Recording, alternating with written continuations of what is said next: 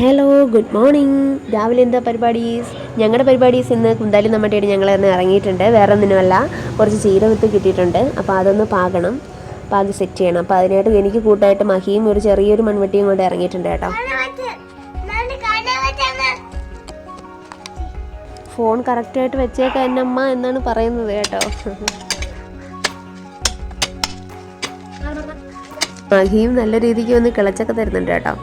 Okay, ഞങ്ങൾക്ക് രണ്ടുപേർക്ക് വയ്യ കേട്ടോ, ജലദോഷമാണ്. അതാണ് സൗണ്ടൊക്കെ അടഞ്ഞിരിക്കുന്നത്. അവൻ്റെ നല്ലോണം സൗണ്ട് അടഞ്ഞിരിക്കുന്നത് കേട്ടോ.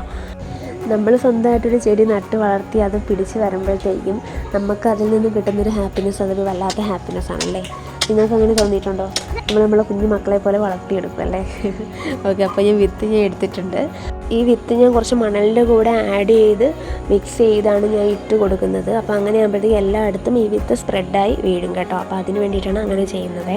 പിന്നെ ഉറുമ്പ് വരാനുള്ള ചാൻസ് ഉണ്ട്. അപ്പോൾ അതുകൊണ്ട് ഉറുമ്പ് പൊടിയോ അല്ലെങ്കിൽ മഞ്ഞപ്പൊടിയോ അങ്ങനെ എന്തെങ്കിലും ഇടാം. അല്ലെങ്കിൽ ഇതിൻ്റെ കൂടെ തന്നെ കുറച്ച് അരിയാണ് ഇട്ട് കൊടുത്താൽ ആ അരി മാത്രം വന്ന് ഉറുമ്പ് എടുത്തുകൊണ്ട് പോകും. അപ്പോൾ വിത്ത് കൊണ്ടുപോകില്ല. അപ്പോൾ ഇതെല്ലാം എൻ്റെ അമ്മ പറഞ്ഞു തന്ന ടിപ്പാണ് കേട്ടോ.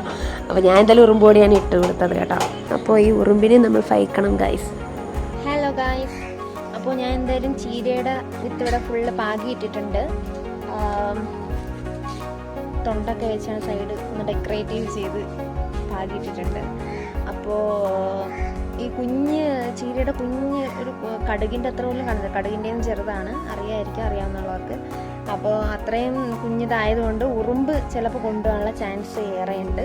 സോ ഞാൻ ഉറുമ്പ് പൊടി കുറച്ച് ജസ്റ്റ് ഒന്ന് ഫുള്ളൊന്ന് കവർ ചെയ്തൊന്ന് ഇട്ടിട്ടുണ്ട്.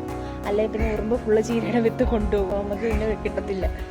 അതുകൊണ്ട് അങ്ങനെയും കൂടെ ചെയ്തിട്ടുണ്ട്. ഇനി നമുക്ക് അത് തിളർത്തതിന് ശേഷം ഞാൻ വീഡിയോ ഇടുന്നതായിരിക്കും. Okay, by.